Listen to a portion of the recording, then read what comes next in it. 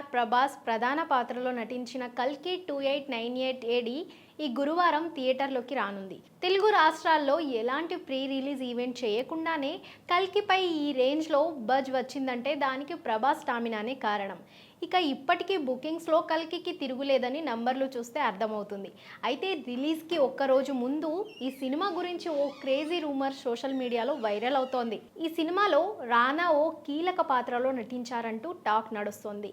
దుర్యోధనుడిగా రానా నటించినట్లు చెబుతున్నారు. అయితే దీనిపై మూవీ టీం నుంచి ఎలాంటి క్లారిటీ రాలేదు.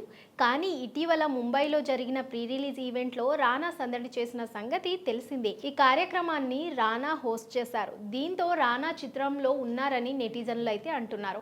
మరి ఈ పుకార్లు నిజమైతే దర్శకుడు నాగ్ అశ్విన్ రానాకి సరైన పాత్రను ఇచ్చినట్లే. రానా నిజంగా ఈ చిత్రంలో ఉన్నారో లేదో రిలీజ్ అయ్యాకనే తెలియనుంది. ఈ చిత్రంలో ప్రభాస్తో పాటు అమితాబ్ బచ్చన్, కమల్ హాసన్, దీపికా పడుకోనే, దిశా పటాని, మాలవిక నాయర్, శోభన, పశుపతి, అన్నాబెన్, బ్రహ్మానందం, రాజేంద్ర ప్రసాద్ వంటి స్టార్ కాస్టింగ్ ఉంది.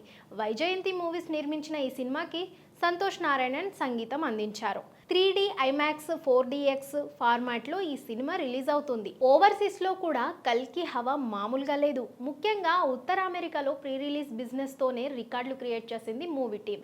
ఇక యూకేలో గ్రాండ్ ప్రీమియర్కి బుకింగ్స్ ఫిల్ అయిపోయాయి. ఇలా ఇటు ఇండియాలో అటు ఓవర్సీస్లో ఎక్కడ చూసినా కల్కి సందడి కనిపిస్తుంది. మూవీ ఏమాత్రం పాజిటివ్ టాక్ వచ్చినా ఖచ్చితంగా రికార్డులు తిరగరాయడం పక్కా అని రెబల్ ఫ్యాన్స్ ధీమాగా ఉన్నారు. సినిమాలో ప్రభాస్, అమితాబ్ బచ్చన్ మధ్య వచ్చే యాక్షన్ సీక్వెన్స్లు సినిమాకే హైలైట్ కాబోతున్నాయి.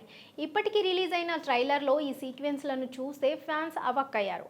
ఇప్పటి వరకు అయితే ప్రభాస్ భైరవ పాత్రలోనే నటిస్తున్నట్లు ట్రైలర్లో చూపించారు. కానీ కల్కి పాత్రలో ఎవరు అనేది మాత్రం రివీల్ చేయలేదు.